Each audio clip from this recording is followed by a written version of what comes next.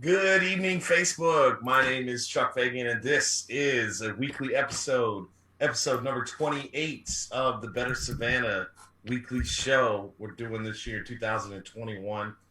Tonight, we've got a special episode talking about the broader political relationships between Savannah and Atlanta. And I'm happy to be joined by State Representative Derek Mallow, newly elected representative for House District 163, currently serving his first term in the assembly, and also by George Chidi, a broad veteran political reporter with publications like Vice, the Atlanta Journal-Constitution, and most recently Decatorish.com. He's also known for his contributions as an editorialist to Fox 5 Atlanta, with just some amazing pieces that we'll be posting in the comment section. One of the big reasons we wanted to have him on to talk about the broader relationship. But first, I just wanted to do a quick follow up from last week's show. Last week we had a show with Alderwoman Bernetta Lanier surrounding the Weeping Time property and the special use permit for the Salvation Army project in the west side of Savannah. It's very controversial.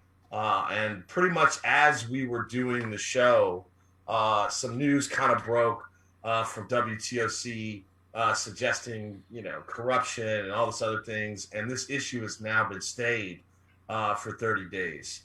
I want to reiterate kind of what I put in the chat last week.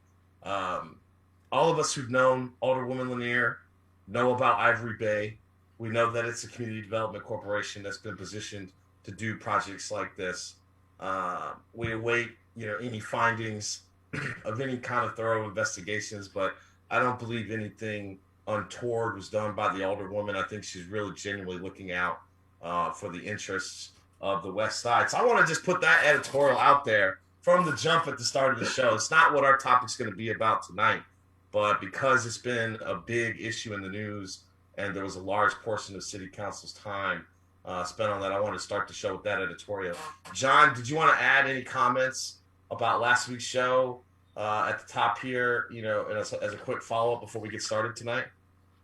No, I concur completely that anyone that has been around for any length of time and heard Bernetta Lanier, Alderman Lanier, address issues or the community, it has always been very forthright, very articulate, very sincere, very genuine.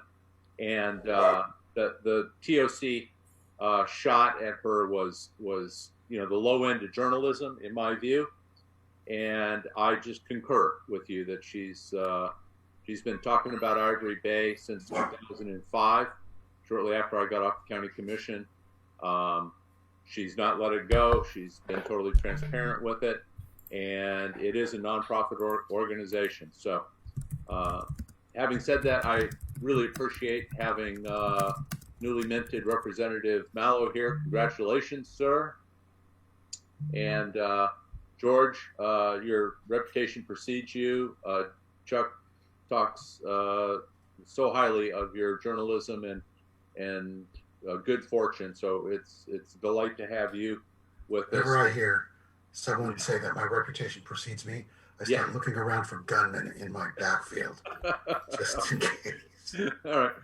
Well, could have chose some different words, but those are the ones I used.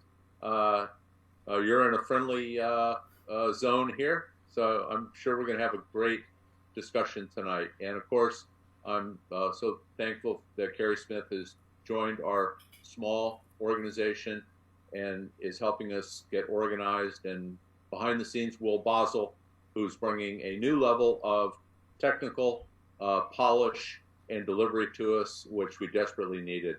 So back to you, Chuck. I appreciate it. And before we get started, I just want to stop and make an appeal. And Carrie, if you'll drop the link in the chat. If you like what we're doing, please go to www.bettersavannah.org and click that join membership button or click that donate button and make a contribution. Everything we're doing this year is about building the political knowledge and education for Savannah and Chatham County, so that everyone is knowledgeable and activated going into elections next year. Because again, we are 13 and a half months away from spring 2022 primaries, which include the school board president's election. There's lots of rumors about Dr. Joe Buck retiring and not running for another term. So, with that being said, appreciate all of you joining us live on the live feed here on Facebook, and those of you who will watch us on replay over the next couple of days. Tonight's show could be broadly titled as Savannah's political relationship with Atlanta. And I mean that both in the context of Atlanta as a city and as a political force, but also in the context of the state legislature. This past Monday was what's known as crossover day at the Capitol. And Carrie, why don't you explain to our viewers just what crossover day is, so we have a good baseline definition. Okay, so crossover day basically is a bill either coming from the Senate or the House. If it does not get into a committee or does not get a vote, it pretty much dies until it's reintroduced the next legislative session. And it also means that any bill that did get into committee or did get a vote will either cross over or will stay in committee until next year. And the difference between the state and the federal is at a state level, they can come back the next year, as in the federal level, they may not.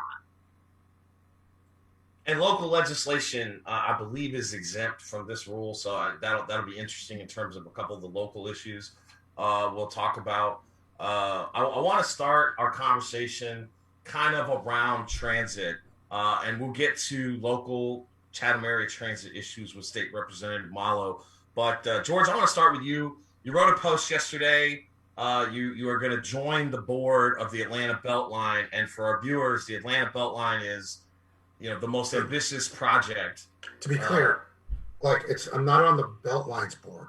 I'm on the board of a nonprofit that is pressuring the Beltline. Right. To build rail instead of the other mini developments that they've been doing. And your post was about equity, right? And equity in transit. And this is something that's coming up in Savannah. There's a lot of people that want to do away with the MLK flyover. We'll get to some of those local issues in a moment, State Rep Mallow. But George, tell us about the Beltline. What's the broader equity issue with it, and your experience with what that's been the last 5 years? I'll do that, and then I'll link this to Savannah. So the first thing is, for those of you who aren't super familiar with Atlanta, there's a ring of rail, used to be old train rail, that someone, a fellow named Ryan Gravel, about 20 years ago, realized you could build this sort of inner circle around the center of Atlanta as a walking trail and other things that would link the city together. MARTA is badly designed by design. It's the only major city in the world that's got this goofy X thing that doesn't have any linkages in a circle around it, like every other sane city that builds a subway does. So the Beltline, frankly, allows for some linkages that don't exist.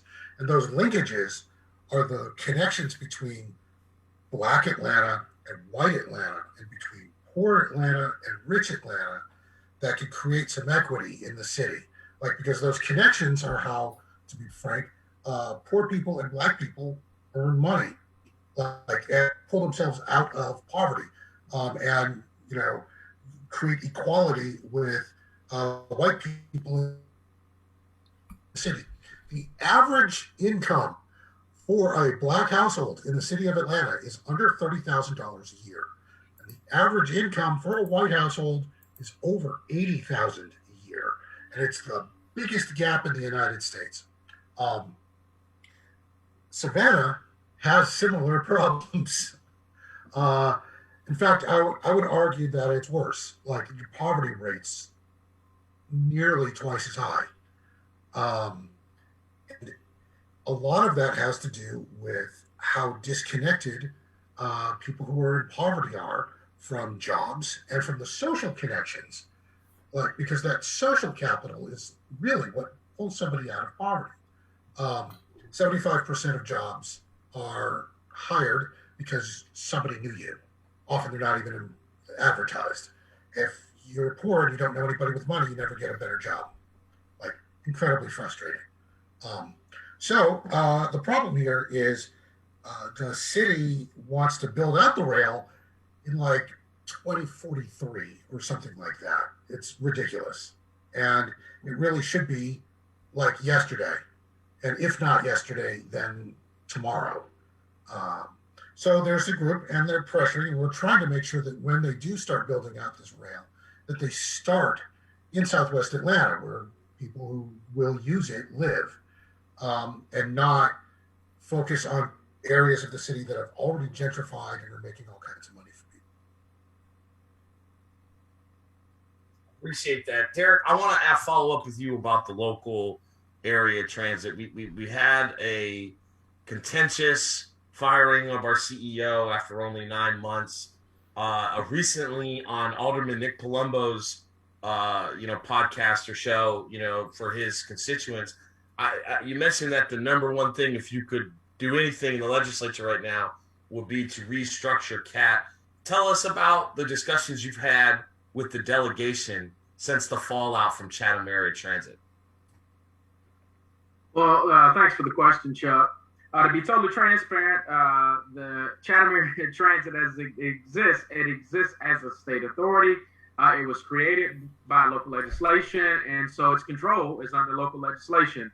And so what it means to even pass legislation at a local delegation, I'll talk about that a little later. I've had conversations with members of the delegation about the need to restructure how the board is made up and how people get on the board, and what that looks like for organizational structure. I think we hold elected officials accountable, and they're elected to serve the citizens, not themselves. I think some of us have forgotten that we don't serve ourselves, but we were elected to serve the people. I have not lost sense of that. But I think the tone is everybody in the delegation understands we need to do something. They may not like my approach, and my approach is to restructure it. Take what's currently working and change it. And if you do the same thing over and over again and expect to get a different result, that's the definition of insanity. We've had the same board, it's been the same structure since 2012. The issues facing Chatham Area Transit have been chronic, and so we have to do something different to address the chronic issues that our public transit agency faces, because it is not the people who don't ride the bus that are affected. It is the 130 operators who drive the buses for our citizens. It's the people who ride the bus that are going to be impacted. And it's important that we have an equitable and a fair conversation about how the board is governed, how they use taxpayer funds, how they make decisions. And if we can't hold a public board accountable, then I need to get out of being a politician, get out of state legislature, because we got to be able to hold people accountable. And again, one of my good supporters, Mr. Grover Thornton, told me nobody puts Derek Mallow in the hip pocket, and I intend to stay that way. Nobody will put me in their hip pocket. And so, let me follow up with a question here, Representative Mallow, because that equity piece is a big portion of our project here and our conversation. And it was reported today that the executives of Chatham Area Transit all got raises and or bonuses, while the frontline drivers seem to be left without raises and or hazard pay, which was something that we had wanted during the pandemic. Is this more motivation for you to get the board restructured? I think so. I think anytime we try to reward the top 1% of any organization and forget about the backbone of the organization, I just fundamentally disagree with it, and I have a problem with that. For the folks who get out there and risk it every day, we ask essential workers at CVS and grocery stores to open up and not even provide them with proper PPE or equipment, expect them to go out there and risk their lives. And so to tell me that the folks who got to sit in the office and safety and security while the operators out there risking their necks receive much less than that, I'm always going to be on the side of the folks who are on the end of the spectrum receiving less, never on the side of the folks who are receiving the 1%. So I think I fundamentally disagree with that. If I was the CEO of CAT, I would have made that decision. The money would have went to the workers. I mean, the management are compensated well. And so the drivers should have been rewarded. They're out there driving the buses, man. Well, this is a similar theme. If you watched last week's council meeting, there's a lot of people at the city hall got raises that were at the top 1%. It's a common theme amongst some political government organizations, unfortunately. Carrie, did you want to ask any follow-ups on the transportation issue with Representative Mallow? I think she's dropped off. Oh, I think she did get kicked out. No worries. Sorry. Keep going. I've got a question. Hold on. Go ahead. Go ahead. Because, I mean, this gets to the really basic, like, essential worker thing. Like, who's actually essential and who isn't. And the pandemic is sort of exposed. There are a lot of folks that we don't pay very well who we view as very, very essential. But the pushback I would expect from Kat would be, well, you don't want to lose this kind of talent. If they're not being compensated well, they'll go to another agency and we'll lose the competitive advantage. Is there any, I'm just sort of assuming that's what they're going to throw at you. Like, is there any truth to that in your view? Now, let me tell you why I don't believe that is a view. Savannah is a destination city. You know why Savannah is a destination city? We have a nice beach. We have a downtown that is robust, a waterfront. We have a nice square system. Savannah is unique in the many ways that you can actually walk downtown and see trees. While I serve in Atlanta, I can promise you, when I walk downtown, I don't see many trees. I see skyscrapers. I see big buildings. Savannah is a destination city. It's a great place to raise a family, to come and to work here. And if you think people won't come work in Savannah because you didn't get a bonus, I'm going to tell you I disagree with that. I think people will come to Savannah. They're moving to Savannah. I see as I drive up the I-16 corridor, more and more apartment complexes are being built. That tells me that people are coming to Savannah. Now, the other side of that coin is the workers who drive the buses need to be rewarded because they're the ones making the sacrifice. And we had 2 bus drivers die from COVID. I want to talk about that. We had 2 bus drivers that died from COVID-19. I don't think anybody on the management staff died from COVID at CAT.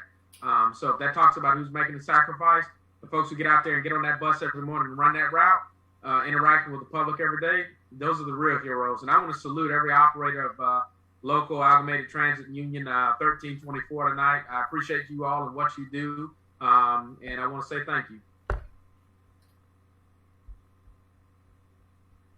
If you were anyone other than a representative from Savannah, I would have something to say about trees in Atlanta.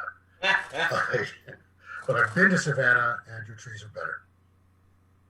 Probably one of the, yeah, definitely the trees are better here than there. Now, we can all agree on that. Let's move on to the state budget. Before we got on, we were just discussing in the green room about this $1.9 trillion federal stimulus, CARES, 3, I don't know what this is being called. I've reached out for some guidance from Senator Jackson, his office. I know that they're in good, close contact with Senator Warnock and Senator Ossoff's offices. Right now in the legislature, we're scheduled for $1.7 billion or $1.2 billion cuts, mostly to programs, for the disabled, anti-poverty programs, education, public safety. George, you're reporting that it's a possibility that those cuts will be reversed because of this federal bill that's being passed. Could you talk about that? You're on mute. I think it's possible. And I've just dropped a link to the text of amendments, Senate amendments to the bill in chat. I'm going to read a section to you. Go ahead. Section 204, maintenance of effort and maintenance of equity. In general, as a condition of receiving funds under Section 201, a state shall maintain support for elementary and secondary education and for higher education, which shall include state funding to institutions of higher education and state need-based financial aid, and shall not include support for capital projects or for research and development or for tuition and fees paid for by students. In each of the fiscal years 2022 and 2023, at least at the proportional level of such states' support for elementary and secondary education and for higher education, relative to such states' overall spending, averaged over fiscal years 2017, 2018, and 2019. Essentially, what that language says, which passed and it was signed, is that states can't cut education aid if they're taking any of the COVID money. And so I think it's possible that that will force the state to reverse cuts to school spending, including the universities. Derek's shaking his head. Representative Mallow shaking his head no. I want to see what his response to this is, because I guess what I'm wondering is, what they do, a bureaucratic shuffle, is they'll restore the education funding and then just gut everything else? Is that why you're shaking your head? So when you look at the language in that bill, talks about the average, right, for the cuts. I believe Georgia said it started in 2017, right? Well, Georgia's been making cuts to education a lot longer than that. And so when you talk about restoring cuts to funding, they've been taking it out at the knees for years.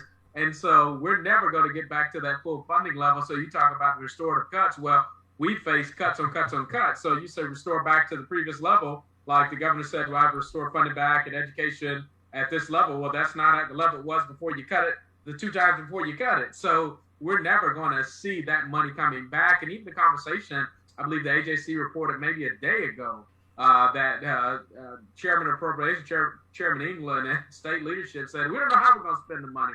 And so the Georgia House Democratic Caucus, we got actually a running list on Whit Wilkerson's desk of all the things you could do with that money.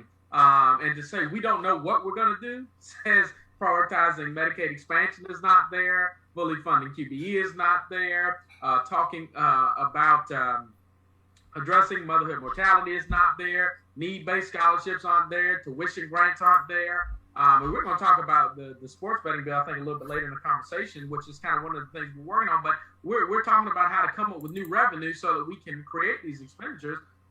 Increasing funding for mental health isn't a conversational topic. Georgia Regional Department of Behavioral Health needs more money. We talk about how much money we gave them, but you cut them this money before, and now you gave them a little bit back, and you're touting it as a big success. Those things, to me, do not add up to what we could potentially do, and there's a lot more that we could do. And so I think, as kind of understanding that and how the budget process works, being in the minority party, we don't have much control of the budget, but we don't have enough votes to stop it either. So whether you vote for it or against it, just know that if you've got money in that budget, it will come out if you vote against it. I mean, that's the deal. So when George, let me follow up, and George, let me ask this question to you. What's the point of a rainy day fund if we don't use it when it's raining? If now it's not a rainy season, when is the rainy 100%. Season? The one thing I would say is that our overall intake, our revenue, I mean, it declined, but it wasn't like I was expecting a 10% decline last year. Well, if you'd asked me in June what I was expecting a 10 to 12% hit. And I had been expecting a hit that last year. I had expected us to go into recession last year before COVID.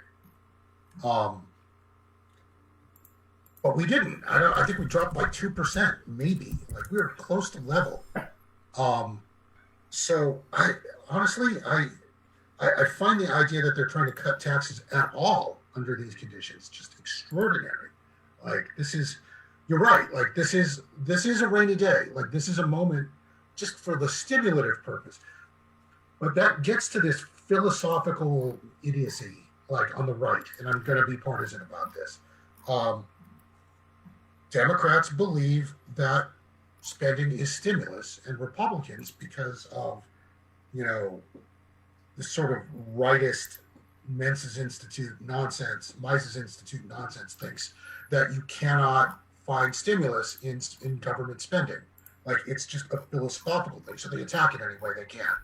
And it's incredibly frustrating to watch. They're just wrong, but whatever. Hey, George, I will say this. Anybody who doesn't want their stimulus check that's getting one, and you want to send back that taxpayer money, you can donate it to me. I will take your money as a private citizen, not as a state representative. Let me be clear. As a citizen, you can give me your stimulus check. I'll be more than happy to take it for you, and I will take the tragedy of spending your government stimulus to help some folks in the most need. I'm going to take that money. I'm going to go down to the Boy Scouts and Union Mission and Senior Citizens, a couple other charities. and I'm gonna take your check, and I know they're gonna put it to work for you. If for anybody that doesn't want that government check, just give it to me. I'll make sure the right agency gets it for you. All right. So before we go on to voting rights, which is one of the big issues in the assembly, I just want to ask both of you, what your thoughts are on what the next 2 budget cycles look like. Because one of my issues is that I feel like this bill, George and Derek, coming out of the federal government, that is about to be signed likely in the next couple of days. I think this is probably like the one big shot that the feds are going to give the states and localities. I find it hard to believe that Joe Manchin and several other conservative Democrats, let alone the Republicans in the Senate, are going to do anything after this bill. If the cuts are restored to last year's level, which I agree with your argument there, Derek Mallow, Representative Mallow, about the cuts being kind of 3 steps back, 2 steps forward. I agree with that 100%. But how much worse could it be going into an election year next year if there's no more federal support for the state budget? Who wants to take that first? Well, George has yielded to me, and so since the gentleman has yielded, if the state were to restore, so the state of Georgia has had a rebound. The state is not destitute. Do not believe that the state of Georgia is destitute. Revenue projections are coming in. They're meeting projections based on where they were for previous performance of the previous quarter, previous fiscal year. The state is rebounding. Tax payments are coming in. Tax collections are up. And you know why those things are up is because people are working and they're paying state income tax. That's why it's working. So the state of Georgia is poised to rebound better than any other state, I think, in the country, which again goes back to the argument of we can fully expand QBE, we can expand Medicaid and sign the waiver and get on the federal program and stop leaving billions of dollars on the table. We can educate our children. We can make sure our folks, about 250,000 Georgians, have health care. We can do that if we get off our duffs and do something about it. But the problem is we want to cry the woe is me story and we don't have it and it's not going to work. But the truth of the matter is the money is there and it does exist. And we got billions in a rainy day fund, as Chuck pointed out. We're not even using them. And I don't know how much of a rainy day could be a rainy day, but this looks like a rainy day.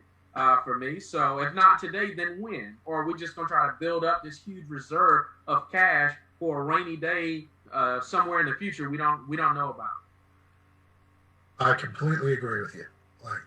And in particular, I'm a little surprised strategically that they don't want to deplete the rainy day fund right now because of what I think they're going to try to do next year.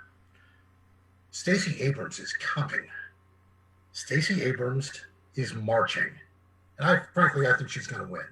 And I think if I were a Republican legislator, I would think it's probably 50-50. In my head, I'm going, there's a 50% chance that in 2023, in January, Stacey Abrams is going to be governor.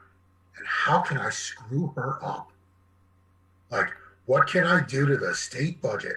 What poison pills can I plant so that it looks like she's raising taxes in her first year in office? Like, what can I do to cripple the power of the governor, like through spending policy and tax policy, so that, because if Kemp wins re-election, they can reverse everything if they've got a majority in the following year. But if Abrams wins and a gerrymandered state house and a state senate still has Republican control, they can screw with her as long, like, if they plant the pills now. That's what I'm worried about. Let's stay on this topic. And John, I want to bring you in because we've been framing this issue, what George is just talking about just now. We've been framing this kind of battle of politics and policy at the city level lately, and about how there seems to be one side controlling the narrative, blocking the other side from getting things done. And we come to find out that it's the same politics at the state level. We already know it's the same at the federal level. I mean, you hear this from George Chidi here, John. What do you think about what we're up against at the state and local level? Well, I guess I'm left-handedly comforted to know that we're not the only people that are suffering with duplicitous leadership, and we're working real hard here to decode that and fix that. But I can't imagine how big a task it is at a state level. It's totally crazy at the local level. But, you know, we do what we do, and we make little inroads, and we add on to that, and we add on again, and slowly but surely, hopefully we reach some sort of reformation, which is exactly what government needs. Wonderful. Well, look, guys, George, you just said something about if you were the Republican majority, you'd be trying to set things up in case for failure for our Stacey Abrams gubernatorial successful run. Doesn't this also apply to the numerous voting suppression bills that seem to be passing their ways? Specifically, and Carrie, if you want to throw these in the chat, we're talking about HB 531, Senate Bill SB 67, SB 71, 89, and 93. These are a myriad of bills, mostly to ban what's called no excuse absentee voting, which is the safest way to vote during a pandemic. Another one is to ban counties from creating any mobile polling precincts. Another one of these is to create a chief elections assistance officer. Don't know why we need that. And most of these are connected to what's called the major omnibus bill, which is a must-pass bill, right, Representative Mallow? The omnibus bill that has to pass. Let's back up to what happened last June. Last June, throughout 159 counties, we had failing systems, we have old buildings, we have precincts that haven't been updated, we have very poor planned elections last June, to whereas even in the state, even in Chatham County, we ended up with not one, but 2 recounts last year. So we had a whole slew of issues with new voting machines. Right before the election, the primary election last year, there was a huge lawsuit that came before the Georgia Supreme Court in order to look at the absentee and the issues with the absentee. And we're talking about OCGA 183.1, which was the update, the statutory requirement for this update. So these bills come in lieu of not just looking at the presidential election, but the whole year. And I'm not saying that they're good or bad. I'm saying that if we look at the totality of, and be honest about 2020. Now, these particular bills that we have come from the presidential recount, and they come in lieu of what happened between Biden and Trump losing. So let's take into consideration from top to bottom of 20 until the 2021 runoff what actually happened, because some of these bills came in response to very angry people from the beginning to end, but what we ended up with was the Republican Party passing bills that will violate Section 2, 3, and 5 of the Voting Rights Amendment later on, which will come in lawsuits under the Disparate Treatment Clause in the Voting Rights Act for 14th to 15th Amendment protections later on. So I just want to throw that out there. Go ahead, George. Go ahead. No, I wanted to, all right, for a second. So I wrote a piece for The Intercept about what has passed so far. Most of what I'm hearing is unconstitutional. I think Carrie is completely correct. The problem, of course, is that it costs money to fight in court. It drains time, it drains energy, it's something to spend money on that is not somebody knocking on a door or mailing out a flyer or running a television ad. And it's money that Republicans don't have to spend because they're using the government's money to fight these things in court. It's asymmetrical warfare. It's unfair. And most of it's going to get thrown out in the first court that it sees. Like an anonymous phone line that that the Secretary of State's got to take so that any crank who doesn't like someone can call up and say, I saw them stealing votes and you gotta go and investigate. And nonsense. It's nonsense. And, but yeah, it's done. Like, it'll be thrown out. It'll be done. But somebody, like some $200 an hour lawyer, is going to sit there and fight it. And that's the idea. It's the whole point is to vex, and it's why Section 5 of the Voting Rights Act had a pre-clearance clause in it, because states used to do this stuff all the time. They would throw all sorts of stupid things up, knowing they would lose in court, just to make the other guys spend money. Like, that was the whole point of pre-clearance, was that it never had to cost, like, black people money to go fight in court. Sorry. End of rant. Better people have smarter things to say. Derek, you got anything to add? Yeah, so I just want to, when we talk about voter suppression bills, and, people always ask me, Derek, what's the call to action? And you can call every Republican senator and representative, but they're probably not going to change their mind. The bill passed with every member of their caucus and the majority party caucus voting for it. The Democratic caucus in both House and Senate have no ability to stop it. There's no posture we can maneuver. There's no filibuster. There's nothing we can do. We can debate the bill, but the speaker can limit debate on the bill coming out of rules to a debate of an hour or 30 minutes. He controls all of that. And so what this looks like in order to stop HB 531 and SB 241 is going to come from major corporations stepping up and saying, we're not going to tolerate voter suppression in Georgia. Y'all remember the heartbeat bill with Governor Deal, right? When that bill was coming out, it passed both chambers, and it was headed to the governor, and they said, listen, we're going to boycott Georgia if you do this. We will not do business in the state of Georgia.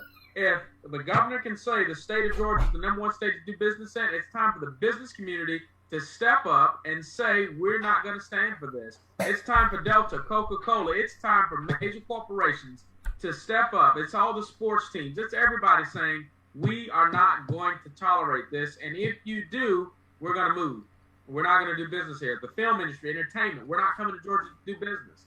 And that's what it's going to take to stop these bills. And it's important to note that even with HB 531, an omnibus elections bill, if you look closely at that bill, it does not have a fiscal note. We don't know how much it's going to cost.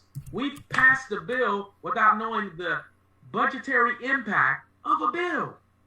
And the folks in the majority party all the time say we're going to be fiscally responsible. That's fiscally irresponsible to pass a bill. You don't know how much it's going to cost Georgia taxpayers. I'm sorry, I muted myself. I got so excited about it. They passed the bill writing a blank check on it, and they're basically saying, we don't care how much it's going to cost Georgia taxpayers. We're going to roll in and stop the election fraud that didn't take place, by the way, because everybody else on the ballot who won in November, they showed up and got sworn in with me January 11th. So are their votes invalid too? Are we going to have to redo all that? No, we're fine. It was just presidential. It doesn't work that way. I went through a recount myself. That's not how it works. It's not how elections work. I went through the whole process from start to finish. That's not what happens. And so it's important as community people, as Better Savannah, John, Chuck, George, Gary, I'm encouraging you all, reach out to the major companies write letters, send emails, tell them to get loud and get vocal, and tell the Georgia General Assembly they won't stand for these bills to be passed. Because there's not one Democrat in either the Senate or the House that can stop these bills. There's not one of us. We don't have the votes. We're in the minority party. Constitutional majority in the House is 91 votes. They have over 112 members in the majority party. They can pass any bill at any time. They don't need us, right? It's important for people to understand that. That constitutional majority is 91 votes in the House. You got over 91, you're the majority, you can pass any bill.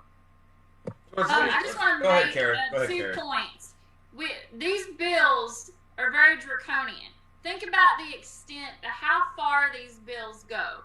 And I don't care what side of the aisle you are on. Think about this. The drop boxes are now going inside the Board of Elections and Registration offices only during operating hours. Think about the percentage turnout for both Republicans and Democrats in their presidential election, which will mainly affect Black, Brown, Indigenous, Asian and poor communities more than any other community. And then also think about those communities specifically targeted will be affected when it comes to getting rid of the question, the absentee, the no question absentee. I mean, the fact that you have to go get a excuse now to get an absentee ballot and provide a explanation for it. I mean, that's ridiculous. And think about the ID requirements that will now also affect homeless veteran populations on both sides of the aisle. Think about how far these bills go. Hey, absentee ballots passed in the Republican-controlled House and Senate in 2005. It was not an issue in 2005 when the majority party passed that and said no excuse absentee voting. One of the other things that the omnibus bill in 531, it attacks the black church. It attacks the heart of the black church with souls to the polls. Souls to the polls, we stroll to the polls. It is an attack on Greek-lettered organizations, black Greek-lettered organizations, as well as the black church. I want to be clear about that. It is an indictment to say, we don't want you to get your folks to come out and vote. Sunday voting has never hurt anybody. Religious folks have always gone out and voted on Sundays. Black folks have gone out and voted on Sundays. We've always done it. It's been a church activity. We've left on Sundays to go cast our ballots. And Barry Fleming decided, well, you know what? We don't want the black church to do that anymore. I'm going to strip that out of this deal in my omnibus bill that I wrote. And it's intriguing to see how we've gotten here. And folks say, well, we don't want you to call it Jim Crow. It is Jim Crow. That's what Jim Crow did. It removed the ease of getting people of color to go to the polls and cast a ballot. And any restriction on that is just exactly what it is. It's Jim Crow, it's draconian. So speaking of cancel culture and Barry Fleming, Will, if you're listening, if you'll throw that article from Georgia Public Broadcasting. I'm right here. Today, Hancock County ousts State Rep Barry Fleming as their county attorney. So after much public pressure, the chief author of this bill in the House is basically forced to resign as a county attorney of Hancock County. And, I say that facetiously that they'll cry cancel culture, but isn't that just the market speaking? George, you want to take a crack at that one? Can you guys see it? What are you? What does he expect at this point? Like, you want to share the article up there? Like, what's it? Tell me what's in Hancock County. Someone, like, Nothing. No idea.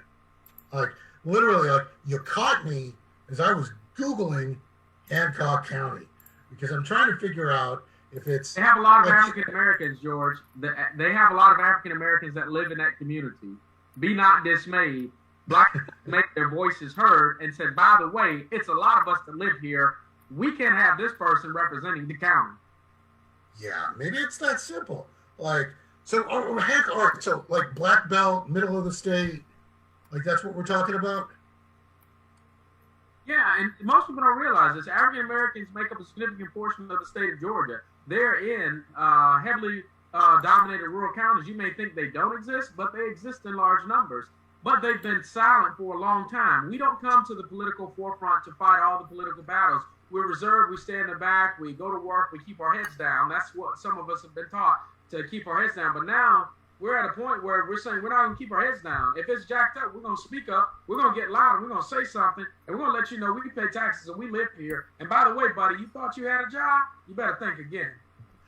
Hancock County is 84% African American. How? Come on, George, I'm a good state rep. I'm a good state rep.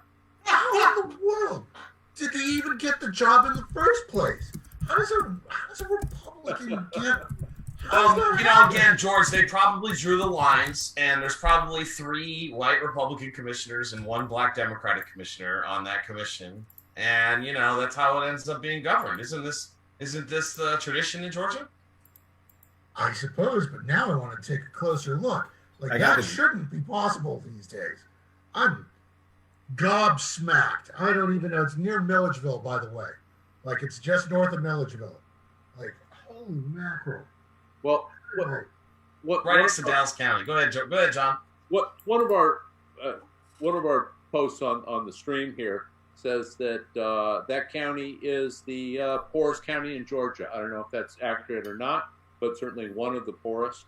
The other thing that is interesting in the comments section here, the thing that's really resonating with viewers is the whole retail therapy idea, since it's a capitalistic control thing. Where we choose to spend our money, it has the biggest leverage, far more than writing. I agree with Representative Mallow. A conservative Republican is just, it's not going to have any effect. But Coca-Cola, Delta, the other major players in the state, that's where the pressure needs to be applied. And the viewers agree with us. It works. Yeah. Wonderful. Let's move on to a couple other issues. George, one of the things that we're kind of, as a group, very vocally opposed to is full-on casino gaming in a community that has a 28. Shocking. I know. I see your face. Shocking that we would be opposed you're not to the casino only one. Gambling in a city with 28% poverty. Well, I want your perspective on the ground in Atlanta on this issue. What's the general feel about a casino gaming platform in Phillips Arena area? And we'll talk about the technical dynamics in a minute with Representative Mallow. So I will go to jail, because I'm going to shoot someone if they try it. So let me just back up for a second. So for years, I was the social impact director for Central Atlanta Progress. Central Atlanta Progress is one of these business groups that puts pressure on the legislature over things. And I will tell you that we blew, I want to say, $250,000 3 years ago to do a study looking at what the impact would be of casino gambling on Georgia and on Atlanta and on downtown Atlanta, which is my job. What was the result of that study? Don't do it. That was the short answer. That there would be a financial impact, but there would also, there might have been a very small financial, gain to the state that was almost certainly offset by the social costs. And that it would have done a lot of damage to existing hotel and hospitality firms. It would not have been additive. The existing hotels downtown in Atlanta would have been damaged. The other venues, like Phillips Arena, would have been damaged because whatever this casino is would attract business away from them without adding enough business to offset that. Personally, I spent 4 years trying to help people who were experiencing homelessness and extreme poverty get off the street by directing the business community's charitable and philanthropic efforts toward fixing those problems. And I frankly think I was effective in a lot of ways. But drop a casino on top of me on top of that while I'm trying to do that? Do I really want to have to deal with people fighting a gambling addiction on top of drug addictions and alcohol addictions and the sort of rampant mental illness problems that we're trying to deal with at the street level? Heck no. Please, no. But all politics are local. The local community, the folks who live in and around downtown and midtown, will burn their houses down before they let that happen. There's no support for it locally. So what I want to know from Representative Mallow is, to what degree, is there a local constituency amongst Savannah folks to say, yeah, hey, look, people come to Savannah, they drink a lot, they party, let's go and have a casino too. Is that out there? Do people think like that or not? Derek? I can tell you that there are people who voice their opposition to casinos, and there are people who are in favor of casinos. That does exist. And so to kind of address that, when we look at the city of Savannah as a whole, as I've said before, I'm personally not a gambler. I don't gamble. I don't deal in games of chance because my faith suggests to me that God is sovereign.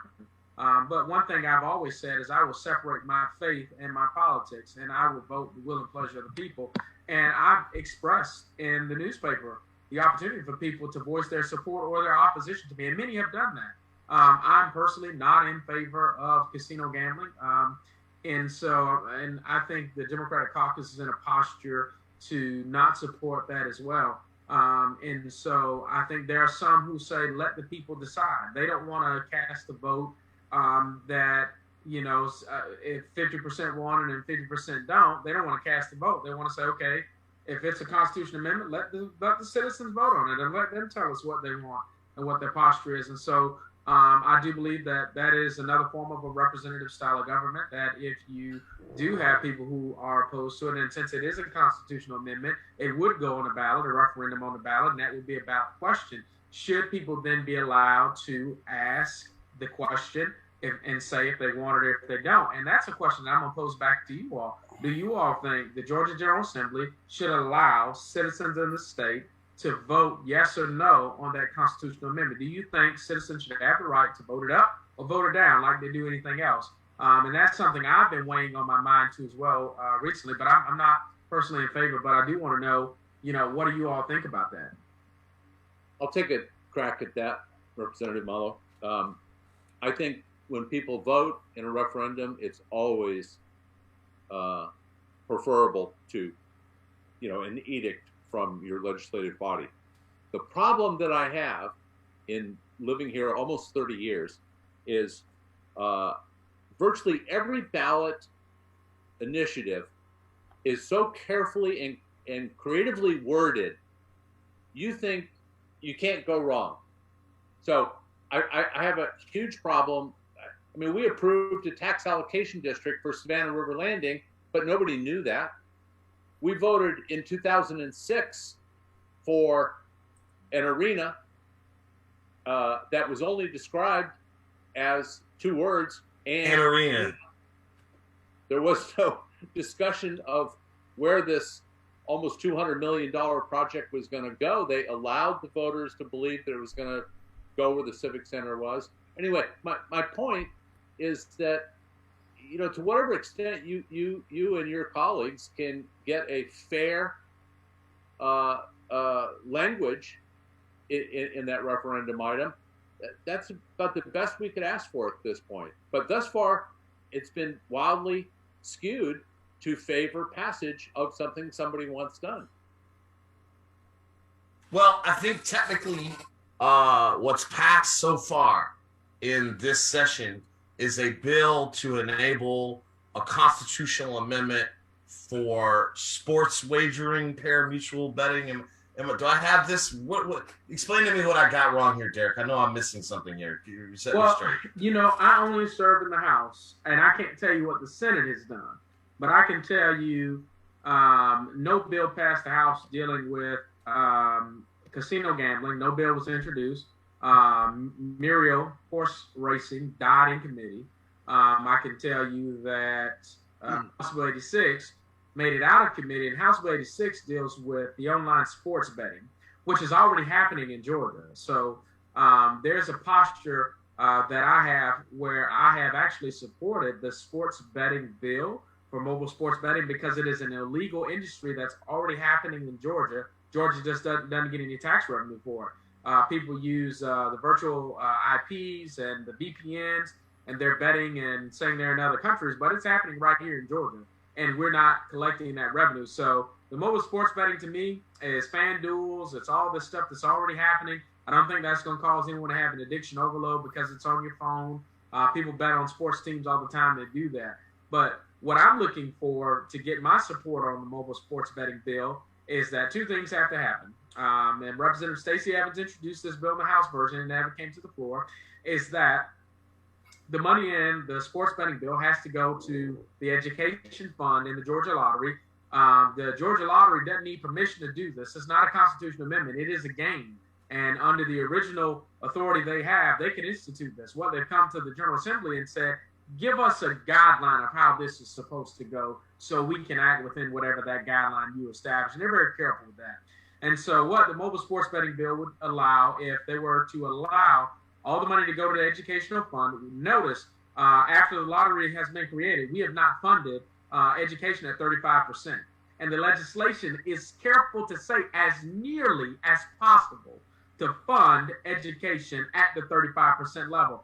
Nearly as possible is a loophole. That means you don't have to do it.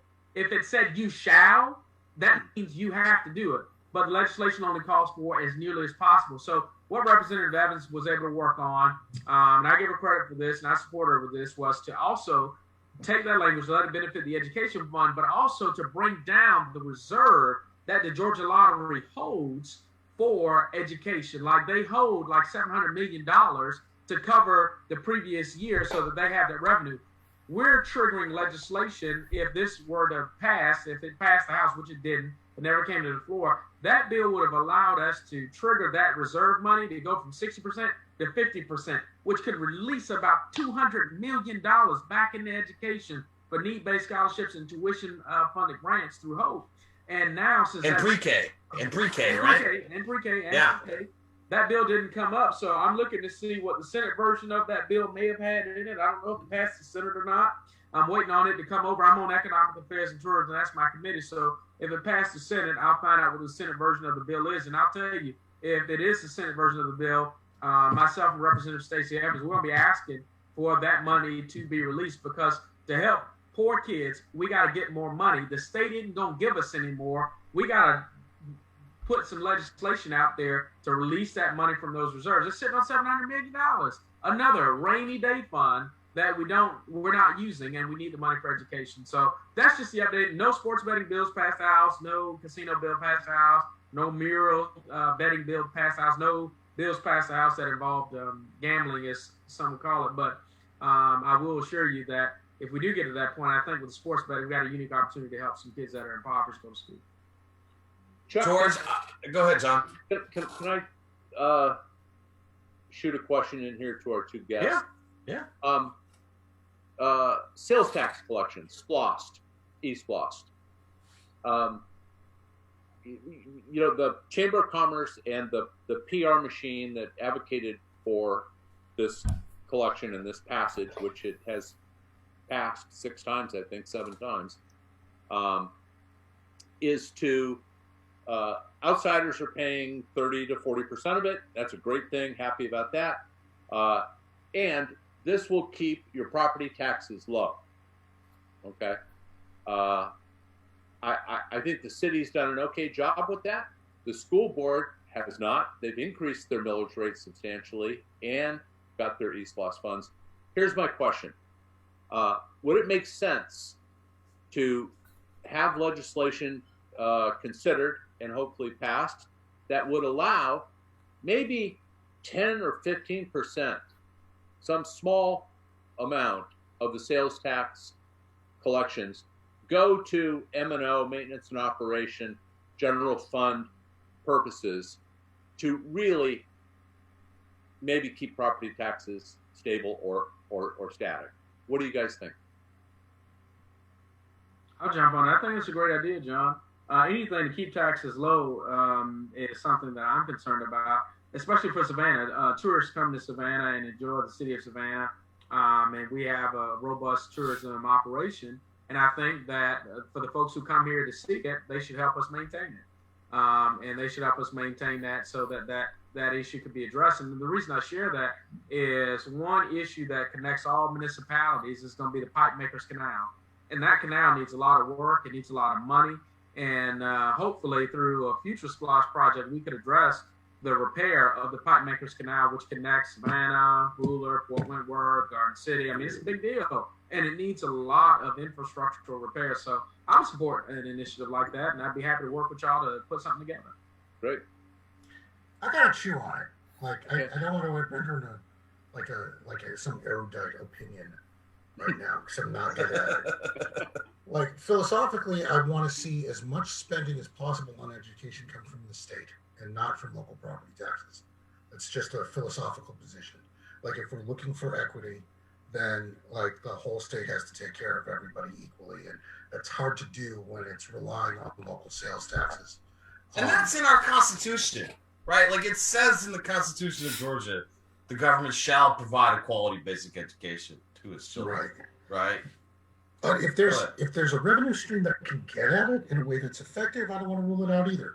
I don't know. Like legitimately, it's an interesting idea. I'd have to really sort of chew into it to be smart. Thank you. And every year, George, we got a voucher bill that comes to the Georgia General Assembly. This year it didn't come before the House, but it's a voucher bill every year to take money away from public education, go to private education. And while some may think that's a really great idea, that only hurts public institutions, and it takes away public dollars. If you want to go to a private school, it's a private choice. And so to take dollars away from public school, I can't agree with that. I agree with you. And the thing that surprises me is how many African American parents are actually on the voucher train and think that this is a good idea. When you defund public education, the folks who don't have any other way to get at education are the ones who suffer. That's right. I want to, as we shift to our last segment, which is... I have a counter. Go ahead, Carrie. Go ahead, Carrie. Just a moment. As a future mother, I would really hate it if I had a child that because I would be thinking, move race from this particular element for myself, coming from a poor community. I don't care if you're black, brown, or poor, where you come from. If you are a parent and you have a gifted child and your local school district is not helping you, you want to try to get yourself in any program which will help your child. And thinking about this as a future mother, I would hate that to take that off the table for people that are in underprivileged situations and may not have another option for that gifted child in an underperforming district. I just don't want to keep giving generalizations. Let's fix the whole system and not try to get rid of programs that are helping us until we solve the issue. So I'm just going to put that out there. I think that's a reasonable argument. Absolutely, and I think we can get to the conversation about one of the things I campaigned on, and Representative Sandra Scott introduced legislation for an equity weight and QBE formula where when dealing with a part of the basic education formula, the school districts that have the largest amount of students would receive, based on their poverty and number of students impoverished, a large percentage of funds and resources to provide those ancillary services. But what you have are school systems fighting for these QBE dollars and the amount that they get and trying to repurpose those. And then when they're getting federal dollars, most people don't realize there's always a string attached to government money that you have to do it here, use it for this, and only be for that. I know educators that keep up with 10 different notebooks about how Title I and 3 and 7 and 5 funds are spent. And it's a process trying to keep up with where the money goes. Give the money to the schools, let the schools administrate it, and hire the teachers in their local community, and we can get behind that. Just recently, we passed a bill that came out of the House that said we're going to give a tax credit to teachers who teach in rural or urban underperforming schools of about $3,000. Well, it's only limited to 300 teachers. We could hire way more teachers than that.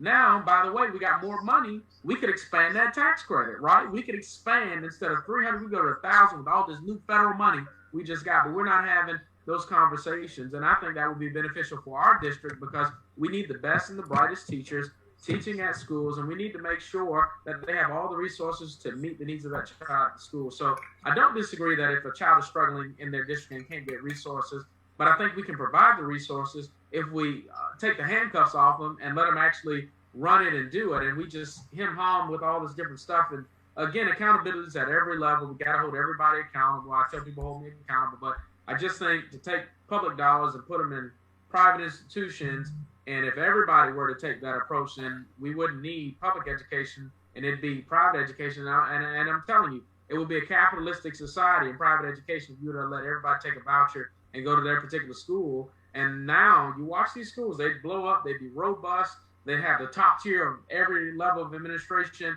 but the very foundational level, poverty and poor kids learning wouldn't exist. And the reason it wouldn't exist because the parents who go to those schools, I promise you, not everybody wants all those kids to come to their school, and that's the reality. George, I want to shift to just kind of talking about assets and institutions in our two communities. I think one of the differences between Savannah and Atlanta is that Atlanta, and I credit Atlanta's ahead of Savannah in many ways, right? Maynard Jackson was 50 years ago.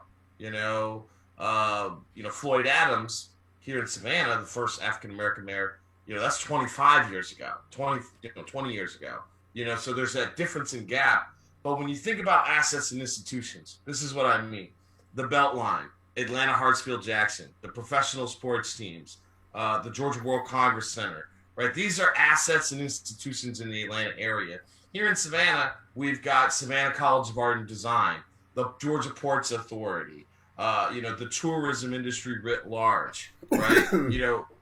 It seems to me one of the big differences is that Atlanta has a much more democratic relationship with its assets and institutions, whether because of legal reasons like the airport being under direct control of the city, but more for political and cultural reasons too.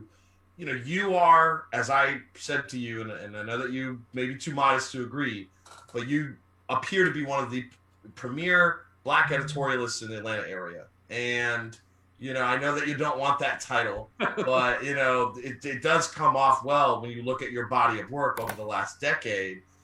We don't really even have that here. John, can you think of somebody in Savannah that fits that profile, like him working for Fox 5 doing these pieces? I don't think we have anything like that. But you could. I gotta say, there's gotta be somebody at the Savannah paper that can step into the breach. Honestly, let me start with this. Savannah's a great city, and it is only some historical quirks that made Savannah less where the population of Savannah was lower than it is in Atlanta and its growth. There isn't a reason in the world why Savannah should not be what Atlanta is right now. And honestly, I can imagine over the course of the next 10 and 20 years, Savannah growing into another Atlanta in this state. It's a port. It's not just a port. It's it's the biggest port for what it does on the eastern seaboard. It's nuts that it's the differences between what Savannah does and what New York City does with its port are almost cosmetic. So it's time. I think it's just a matter of time and civic energy. I love Savannah, but if you're talking about the question of whether or not there's enough progressive control over its institutions and its infrastructure. Yes. I think that's starting to emerge now, and I think that's going to be a product of what happens statewide. A Democratic governor isn't going to be stomping on a Democratic Savannah the way a Republican governor would. There was no, as long as Savannah appeared to be run by progressives in any meaningful way, there was this hostility, this tug apart where the state has to question what's going on in Savannah in order to maintain its own political power. There was always this working relationship between Republican governors and Democratic mayors of Atlanta that historically allowed things like Hartsfield Jackson to get built. They also did a lot of damage to poor people, frankly. That's right. The way the highway system turned out, the way MARTA turned out, neighborhood destruction, the way the suburban sprawl of Republican-controlled communities outside of the urban ring of, Fulton and DeKalb County. There's a dynamic in Savannah that's similar to that, I think. And you all will better understand that than I could probably talk about it. The city of Savannah is fairly progressive. It's almost certainly uniformly Democrat, however you want to define that. And once you get 2 miles outside of the city limits, and you're not in the legacy Black segregated communities, you're looking at 80% Republican small towns and counties. Is my read on that about right? John, I want to let you take your crack at this because I can see your head working over there. I don't think what you're saying is quite true. Tell me. I think on the surface we appear progressive. It appears. We'll decriminalize possession of pot ahead of a few other cities. We did do that. I credit the mayor for that.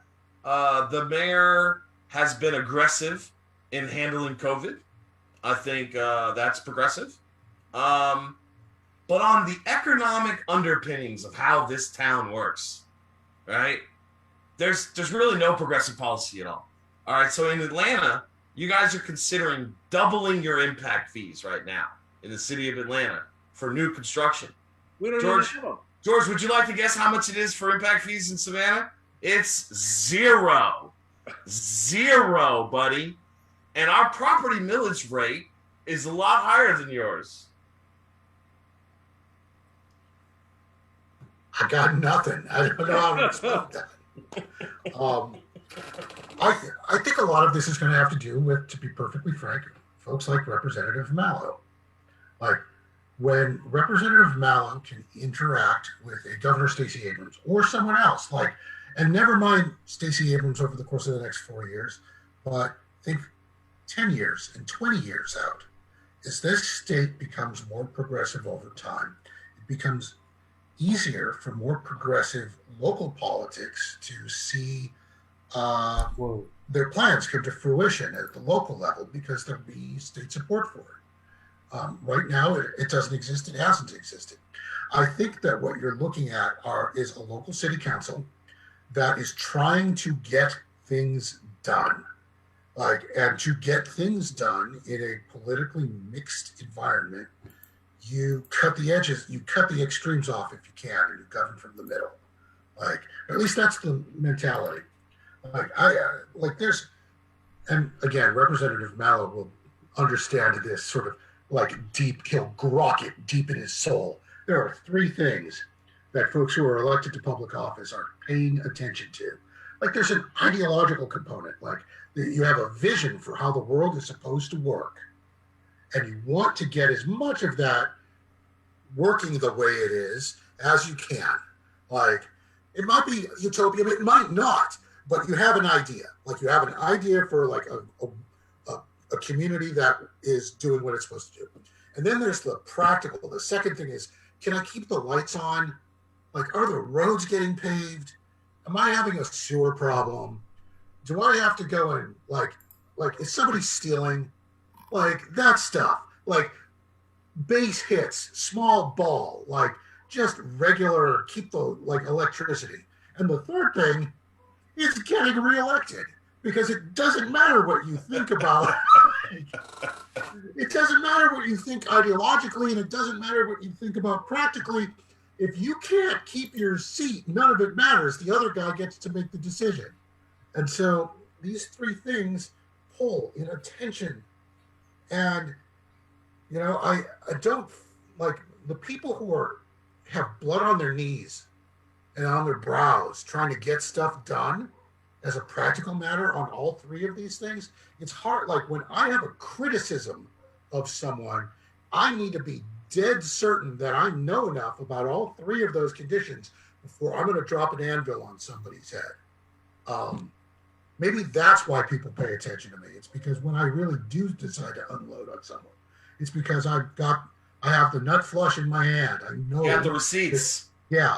And if you got anything less than that, then you're one more chucklehead who's in the way and not actually trying to solve a problem for the community. So how do we make progress without waiting 10, 12 years for the full demographic shifts to happen in Georgia? We've got all of the House and Senate and the statewide up for election next year. We're all on this call under the assumption that Stacey Abrams will not only dominate, but the primary season, but will likely carry the governorship in 2022. I think most of us would agree with that. But as you and I know, George, having been around this world for a long time, despite what the Republican ads will say, Stacey Abrams is no socialist. Believe it or not, she is not a socialist by any stretch of the imagination. We're going to need some other leaders in other parts. And I said something to you privately yesterday or this morning. We're not going to win the majority back without some people in a caucus that may not agree with us. And everybody's going on about Georgia being this blue state. And if Georgia was a blue state, Daniel Blackman would be on the Public Service Commission right now. And if you look at the results in the runoff, you got about 90,000 voters who voted Democrat, Republican. And it reminds you that Republican incumbent, Bubba McDonald, was 81 years old at the time of this runoff a couple months ago. So, it astounds me for people saying we're a blue state. There's clearly 60, 70,000 crossover votes there that happened. What's the secret for appealing on these state issues for, some of these other districts? We've got one of the 10 seats in our delegation for Representative Stevens that really are needed to turn a majority in the legislature on the House side, George. I can't believe the words are about it because I love Daniel Blackman. Like, he is a friend. I've been telling him to run forever. I want him to run again. Bubba McDonald isn't the worst Republican in this state. Like, that 67,000 votes came in part because of the work that he'd done over time. Like, those three factors. It wasn't so much ideological. He ground out some base hits as a public service commissioner that people in parts of this state saw and respected. Like, Blackman didn't get the crossover vote because they knew Bubba McDaniels and they liked some of the things that he'd done. That was the margin. If you want to know what the ideological margin is in this state, it's the folks who flipped from that one seat to the other. Like, that's it. That's who's persuadable in Georgia. We've got about 67,000 people in Georgia who can actually be persuaded on outside of ideological stuff. That's it. But that was enough for him. Like, Bubba was very strong on solar energy things. There's a new solar energy, there's a new solar plant that went in Dalton, of all places, which had economic problems. Like, he could take credit for that. Like, I don't want to, McDaniel, he had the sense to run low profile as a candidate. If he had latched himself ideologically to Purdue and to Loeffler, he would have died on the vine. He would have been done. We would have been looking at Commissioner Blackman. How much havoc, George? Let me ask you, how much havoc do you think the Trump wing of the Republican Party, which is at least half, probably more like 80% of it, 70% of it.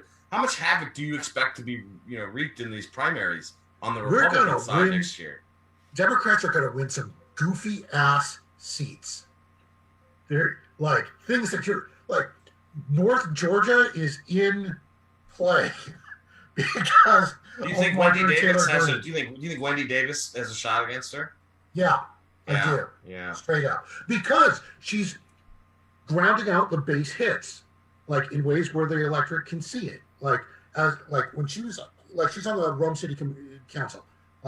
She's known to be somebody who works on homelessness and mental illness issues, which is a surprisingly serious problem in that district. She's known to all the local community leaders. She's got grassroots stuff going on.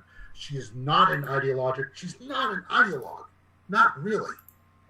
When we're talking about some wins that we'll get from out of nowhere, because we've got people who match the district.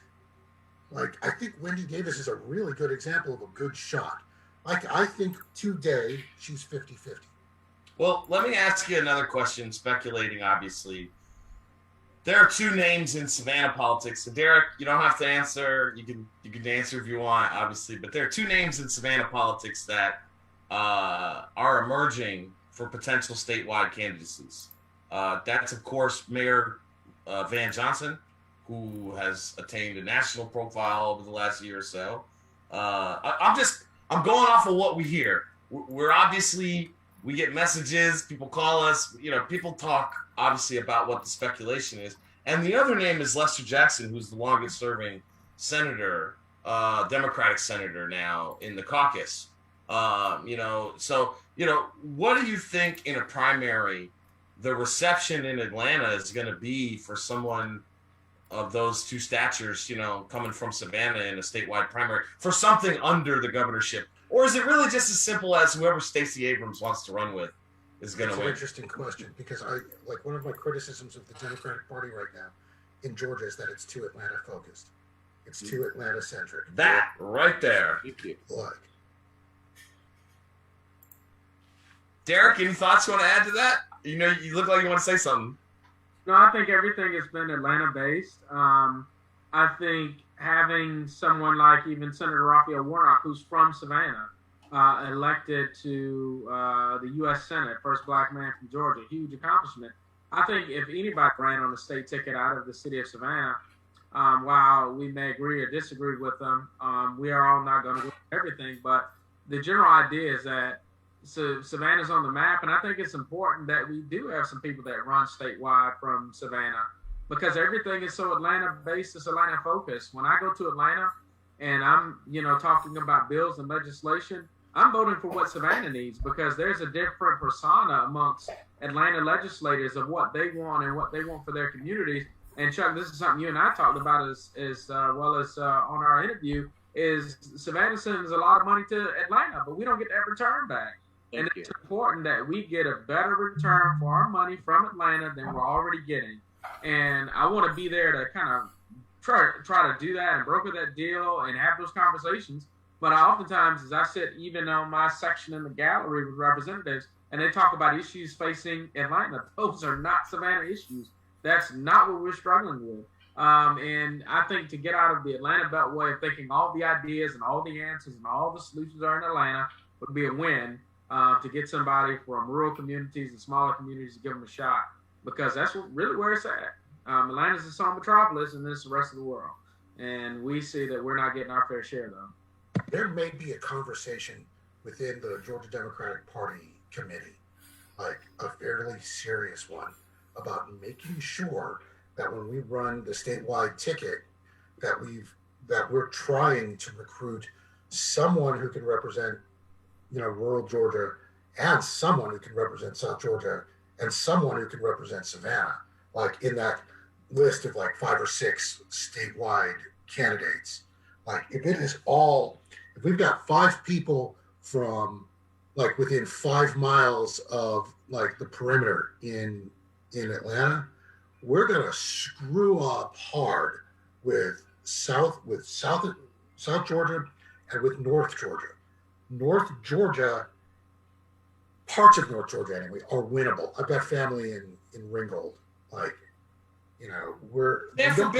Sanford Bishop has carried South Georgia for 2 decades. Yeah. This is a moderate Democrat who just doesn't have a high profile. Yeah. Sorry, guys, but we're still talking about men in South Georgia. Not to rain on anyone's parade. Here we go. Sorry, She's exactly right. We have a strong group of candidates that have been trained by organizations like Women in Numbers, by Melita Easters, who looks as far out to Jessup, all the way down to Brunswick, all the way up to North Georgia. The other thing that we need to remember is one of the biggest reasons that Daniel lost was the printed ballots that were misprinted or didn't have his name on there. Let's talk about all the technicalities going on at a local level, whereas we need to hold people accountable. And the party itself, let's be honest about some of the candidates in Savannah. They need to be vetted. We need to do a better job of getting candidates out that are vetted and throughout the entire state that actually can hold office. And Derek Mallow is one of the best candidates that we have had in a decade in Savannah who will answer your phone call. Because let me be honest, there are people that are no longer serving that don't answer their damn phone. Okay, and if you can only serve 1 or 2 days during a legislative session, does your name need to be on a ballot? Doesn't take it, I'm just saying. I love Mickey Stevens. He can be a great guy, but if you're only stepping in 1 or 2 days during a legislative session, I'm not going to put this on anyone else but myself, you need to understand, is there somebody else that you can groom to take your office? Harry, I couldn't agree with you more. Like, Representative Mallow at some point in the next week or so, you are going to become acquainted with Angela Moore, who's going to be representing a part of South DeKalb that was formerly held by Pamela Stevenson. I don't know if you've ever met Angela Moore, and I just want to say, I'm sorry. I'm sorry. I tried. I wrote a thing. I told people not to. The only saving grace here is that the other guy was worse. Like, there was a vetting. I vetted. I wasn't the vetter. They were the vettees. And nobody paid any attention to me. I don't know what to do. I just, like, I'm standing around here going, like, I need to drink, and I can't drink. I'm like gout. Like, I'm stuck. Like, I'm weighing the pain of gout against the pain of electing Angela Moore, and I'm trying to, like, so. Derek, I got a question for you, Derek. You know, you beat one of the most standout progressive women in a runoff, and George, you'll love this story. Was it 20 votes in the runoff? Was that the final number, Derek? We certified it at 19. It was 19 votes that you won your runoff by, right? I mean, very standout accomplishment. Based on your comments on our shows and others, you seem very sympathetic to the plight of these 4 black women on our city council who seemingly are frustrated and blocked at every single turn. You know, where is the future for women in Chatham County politics when the women who do get elected seem to get sidelined? And again, not knocking you for beating Ann Allen Westbrook, but, you know, the only major woman who ran, you know, lost. Where are we seeing some potential for some women in Chatham County politics? We've got women on the school board. We've got women on the Chatham County Commission. But I think, you know, we had a woman run for mayor. Let's not forget Regina Thomas ran for mayor. And we've had women in a lot of elections. And I don't want to, you know, place it to a particular gender or to a particular race, or to say that I think you should vote for the best person for the job. Regardless of who they are or what they look like, you ideally should pick the best person for the job. And for me, I can only speak for my race and the race that I ran.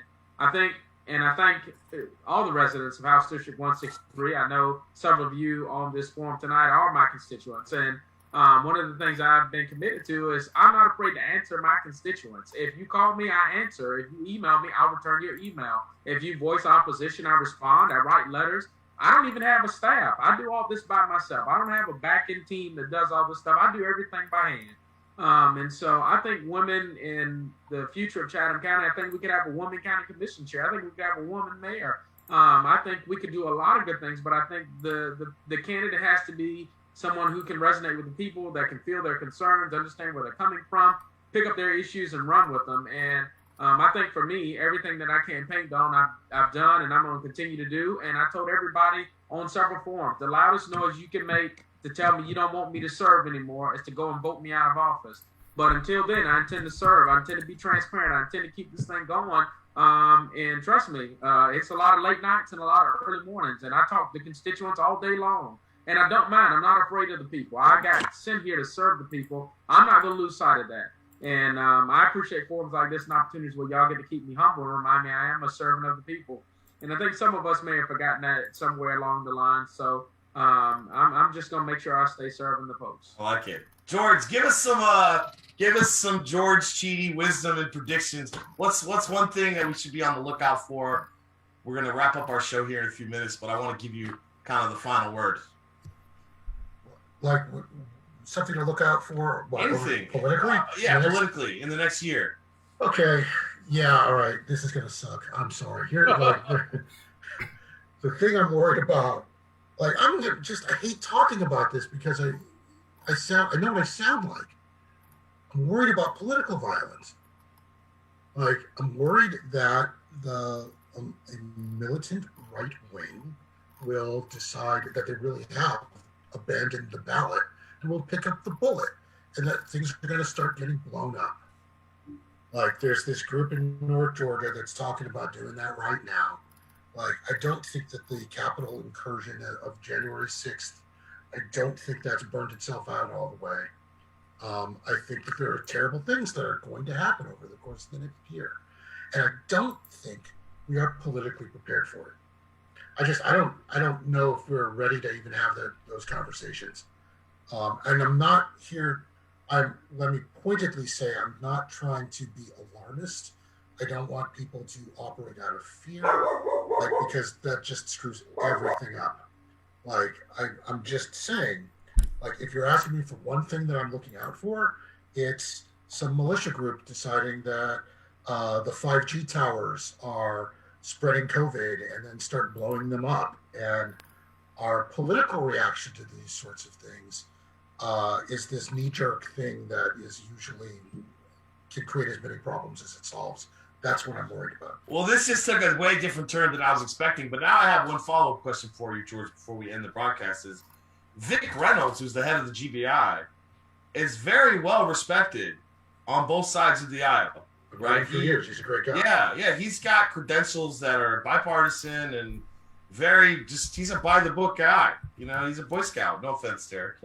He's definitely, Derek's a long-time Boy Scout leader. So, I think that I would hope that the Chris Carr and Vic have a good handle on what is going on. And I think, given what I've seen coming out of Fonnie Willis's office in Fulton County lately, there's some reason to believe law enforcement is making a turn. So I am concerned about that as well. We saw what happened in Nashville, which that story's gone away very quickly, obviously. Nobody talking about it anymore, but it was a big deal. And I do think you're right that should be something we should keep an eye out for. Yeah. Carrie, John, your closing thoughts for tonight's episode. Carrie, you want to go first? I'll go. Boy, it's really been enlightening. Over here. It's been enlightening. It's been a vibrant conversation. I'm sorry we didn't get to, and maybe another time. Love to have you guys back. You were great.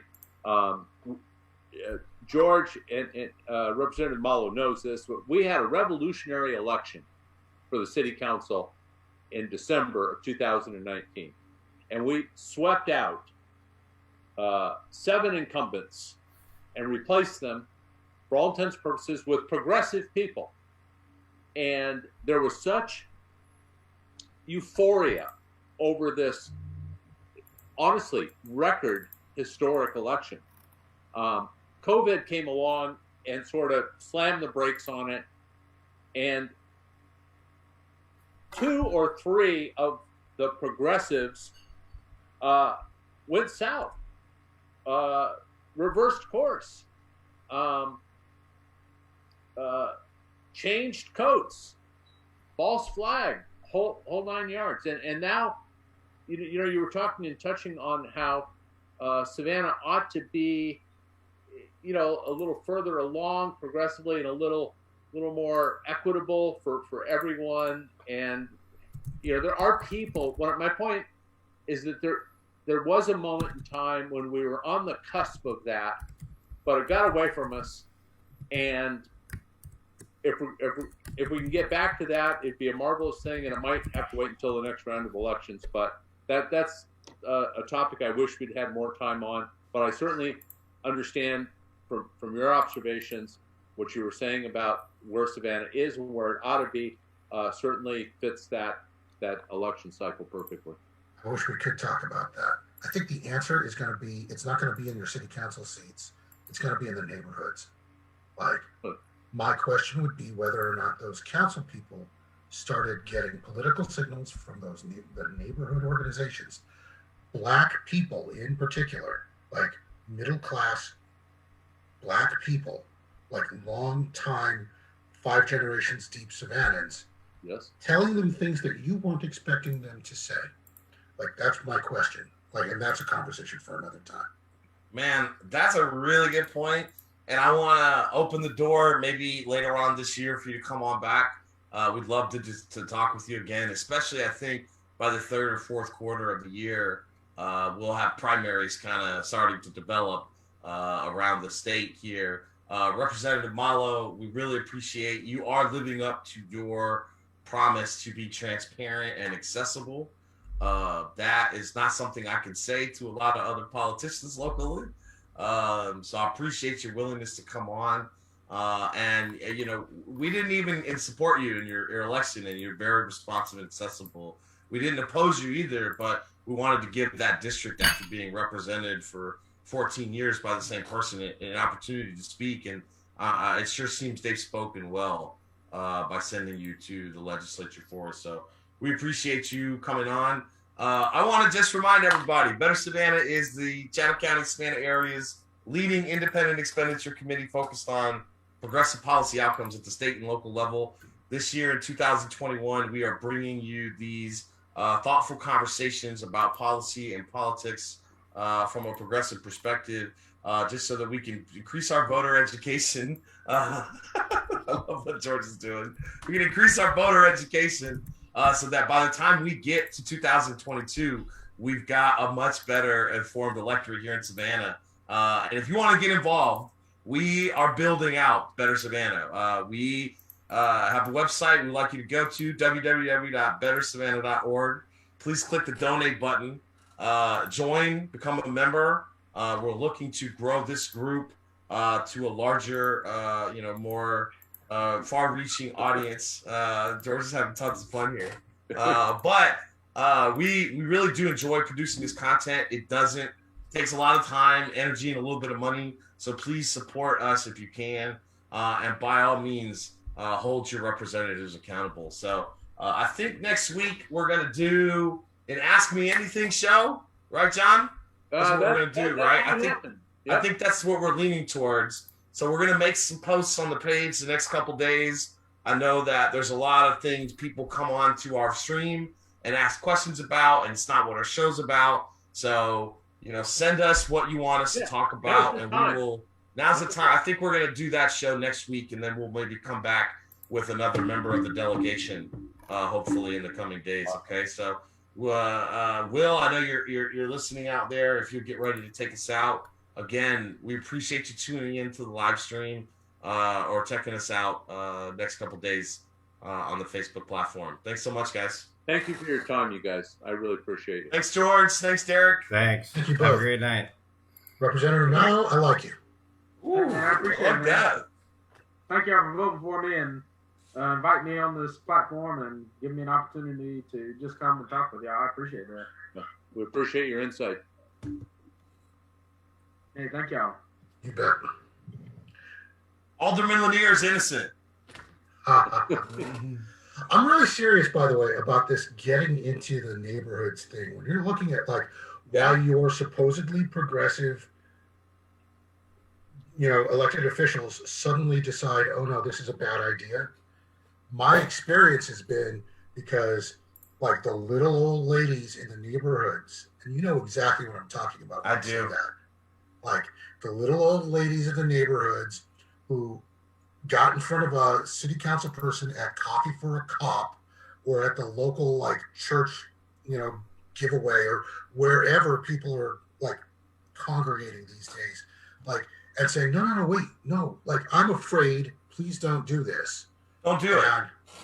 Yeah, they voted for progressives, and then when their anxiety level rose because of the coronavirus stuff, people became more fearful and thus more small c conservative about what their expectations would be. Yeah, I'm going to cut George off there. If you're capable of winning a seat on a city council, you're not politically stupid. You know how to hear those people. No. All right, got it. Thanks, man. We'll have a recap call in just a minute. Okay. Nice work. Smooth, man. Nice. Yeah, it all went really good.